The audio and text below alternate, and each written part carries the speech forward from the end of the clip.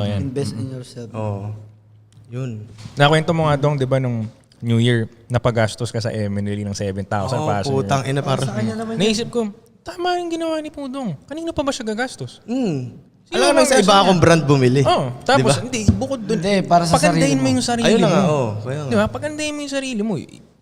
Basic yun eh. Parang, sa akin, sa tingin ko nga, to attract more money, to attract more people, business partners, or people willing to work with you, kailangan maganda yung tsura mo eh.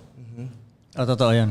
May points yan. May points Hindi lahat ganun tumingin. Hindi lahat. Pero majority, ma-judge Una, ka talaga huhusgahan ka agad sa mo eh. itsura. Pero ano lang yun, First judge yun eh. nagsasalita. First judge yun. Sa Pero itsura mo, sa damit points mo. lang yun Points. Oo. Hindi siya yung parang Pero kung pinaka hindi pa lahat, rin. hindi Hindi pa lahat, rin. pero majority, huhusgahan ka agad sa itsura mo panglabas agad, di ba? Unang tingin pa lang Kasi sa'yo. kung iisipin mo din naman, may karapatan ka naman talaga mag-judge depende sa damit ng tao eh. Siyempre, kung ano yung pinili niyang damit, yun siya.